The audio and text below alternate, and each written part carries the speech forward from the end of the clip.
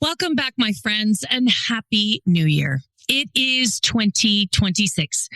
And if you're anything like the incredible women I work with, you're starting down this fresh new year with equal parts excitement and exhaustion. Your business is growing. You're proud of what you've built. But behind that pride, there's this quiet thought that you've been carrying. Maybe it sounds something like, I should be better at this by now. And if that's you, let me offer you a breath of relief to start your new year. This isn't a failure of delegation, and it's not that you're doing it wrong. It's that your business has outgrown the way leadership was set up. So today, that's what we're talking about. The real reason delegation starts to break down as your business scales, and why this is not your fault.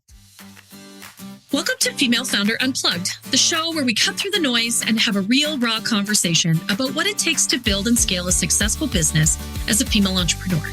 I'm Lindsay White, people strategy expert, leadership coach, and fellow founder. And I know firsthand the challenges of scaling sustainably and staying connected to your passion along the way.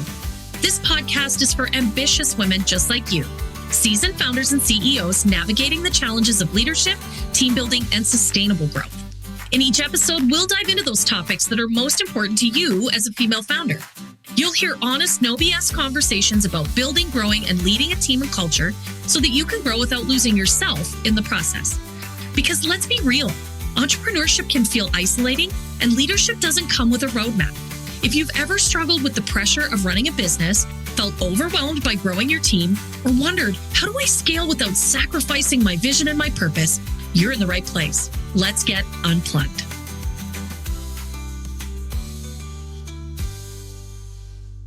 Awesome. Well, welcome back, everyone. I hope you had a beautiful holiday break, that it was filled with magic and fun and joy and excitement. And I hope that you are ready to get back to it. And what I want to do as we jump back in is rewind back to the early days in your business. Back then, you were the hub of the wheel.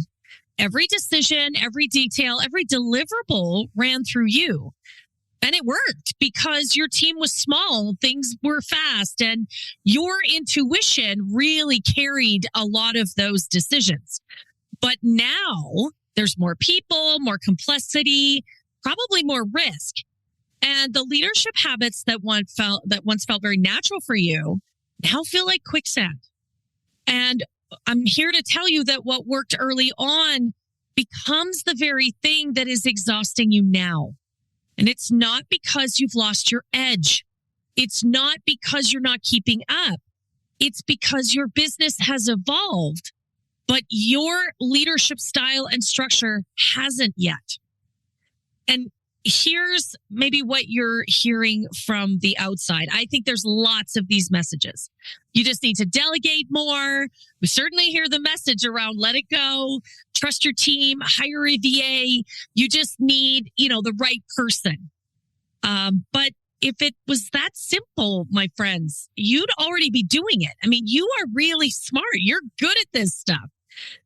The problem is they don't tell you that delegation doesn't work without the right structure. And I see this all the time, right? I just talked to an incredibly successful female entrepreneur the other day who heard the message, well, you need to hire 25 more people. And that actually sent her into a tailspin. That made her so anxious because there's no structure there. Without role clarity, without decision rights, and without a true leadership system and really developing your own leadership style, delegation becomes a boomerang. You throw it out, you give it away, but it comes flying back right to your desk. And this isn't a let it go problem. This is actually a design problem, more specifically, an organizational design problem. So let me tell you a little bit about someone who's been in my LPC Accelerator program. She's one of my clients right now. She had a fantastic team. They're capable, they're smart, they're high-end professionals, and they're all really committed and deeply aligned to her vision. Like, these people are all in.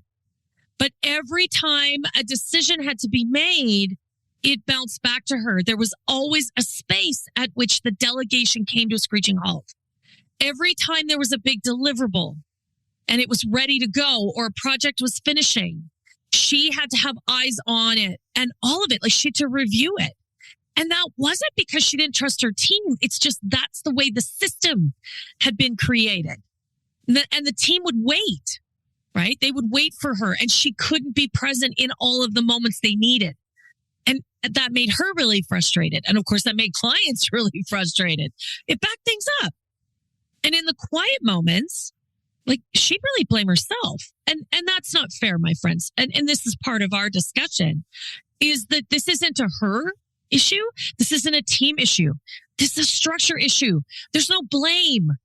And I think we blame ourselves a lot. She certainly was blaming herself a lot. She knew what was and what wasn't happening. She didn't know how to fix it. And the issue, again, it wasn't her team. And it wasn't necessarily her leadership.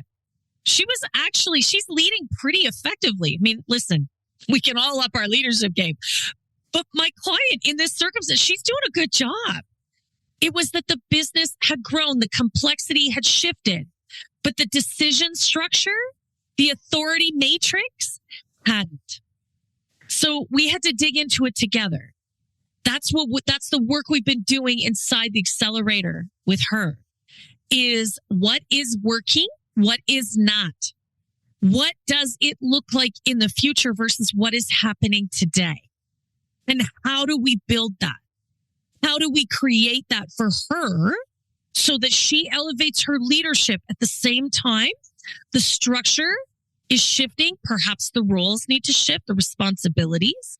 The conversations certainly need to happen with her team, as well as the accountabilities need to increase.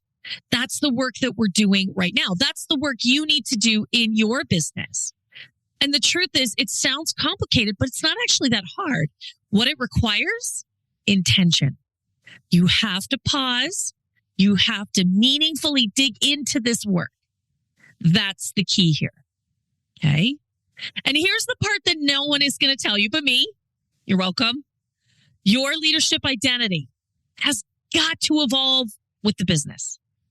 That's on you. That's your work. And I know that that's hard. I know that that feels very intimidating, especially because all of you that are listening have a very full to-do list. You built this business by being in it. You are the business. I mean, I get that. I'm that too, right? My business is basically me. And now as I add staff and as you add staff, we need to figure out how we move from being needed and hands-on, how we step back, and how that can feel to some degree very disloyal. It's certainly very uncomfortable. And again, in conversation just this past week with a very successful female entrepreneur, she really felt the discomfort. And this is really hard for us. We're really good at the things we do. We're really, really high end at the work we deliver, at the thought process, right? And it is hard for us to step out of that we're so good at, that we know so well, and step into this place where we are actually leading. It can feel intimidating. It can cause anxiety and stress. It can even feel a little hollow, that somehow we're moving away from these clients and the work that we love. This is what we struggle with. And I want to acknowledge that for a moment. You know, for some of my clients, their business grows faster than their own leadership identity. And that's the gap. That's what drains us, is that we don't know. We're living in this space where we know we no longer deliver the frontline work. And for many of us, we don't want to deliver that frontline work. We recognize that our role has become more strategic, that our role has become leading the people that deliver the work. But we don't often know what that actually means and what that looks like in terms of how we need to show up. So let me tell you about another founder that I work with. And this individual is so deeply, deeply committed to her culture. It's absolutely beautiful. Working with her is such a joy because of that. But when tough conversations come up, she holds back. She doesn't want to rock the boat. She doesn't want to change the vibe. She doesn't want to upset the apple cart, as I like to say. So instead of stepping into her leadership, she picks up a lot of the extra weight herself. She just gets it done.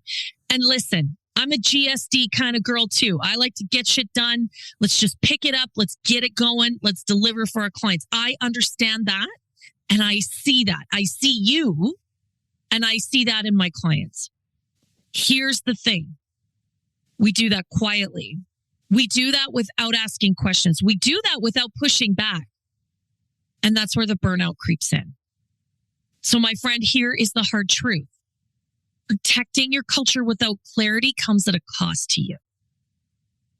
When we quietly pick up the work, when we quietly take back the accountability, because we don't want to shift the culture, we don't want to talk about the hard thing, we don't want to harsh the vibe, that is at a cost for us. And the cost is burnout. The cost is exhaustion. The cost for us is overwhelm. Okay. This is really important. We have to actually see it. And I know that that's really hard to look at that and be like, oh no, am I really doing that? Yes. Yes, you are, my friend. So let me reframe this for you as we kick off this really powerful new year of the horse. And I love that. I love that this is the year of the horse. This isn't a delegation problem. It's not a confidence problem. It's not a hiring problem. It's a leadership evolution moment. This is just about upping your game. And at this stage, the work isn't about doing less. It's about leading differently. And let me be clear, leadership is a big responsibility. I hear this all the time. Oh my God, being a great leader is such hard work. Yes, it is. The tricky thing is it's different work. It's work that we haven't trained our whole lives for. It's a brand new role with brand new rules, brand new skills, brand new behaviors. And it is hard work. And it starts with you seeing your role, your structure, and your team through an entirely new lens. Really, first of all, doing some great self-examination. How are you showing up as a leader? What does leadership mean to you? And then thinking about the team and the structure and the processes and the communication channels. And once we nail what our leadership means, once we get clear on that, the rest of the pieces start to have clarity too. So what I want you to sit with is this question. Until next week, I want you to think about this. Just process. What kind of leadership does this version of your business require? What kind of leadership does this version of your business require from you? We're not answering it just yet, but I want you to come back next week, next Thursday. We're going to have a follow-up episode. These two are connected. And what we're going to do next week is we're going to really answer that question. We're going to talk about that because next week's episode, we're going to go deeper into what really happens when you become the final decision maker and how that quiet bottleneck, because that's what you are, my friend. When you are the final decision maker, you are the bottleneck in your business. We're going to talk about how it's holding your team back and it's holding your business back. And the truth is it's holding you back. It's holding you back from having the freedom and the flexibility and the ease that we all started these damn businesses for in the first place. That's what we want. And we are absolutely firmly the bottleneck. So we're going to talk about that next week. So don't forget to listen in. If you haven't already, hit the follow or subscribe button so that you automatically will get a notification when it goes live next Thursday. And also, if you have a business bestie, if you know another female founder who has been talking about this exact thing, share this episode with her right now. She needs to hear this. And both of you need to come back for next week's episode. All right, my friend, until then, lead with heart, grow with purpose, and stay high voltage. Thanks for tuning into this episode of Female Founder Unplugged. If today's conversation resonated with you, I'd love to hear your thoughts. Connect with me on Instagram at High Volt Leadership and send me your questions or let me know your biggest takeaway. Looking for more strategies on scaling your business, building a powerhouse team, or leading with confidence? Head over to highvoltageleadership.ca or follow me on LinkedIn for exclusive content, resources, and special offers just for listeners. Until next time, keep leading, keep learning, and remember, the real magic happens when you're unplugged. This podcast is produced, mixed, and edited by Cardinal Studio. For more information about how to start your own podcast, please visit www.cardinalstudio.co or email Mike at mike@cardinalstudio.co. You can also find the details in the show notes.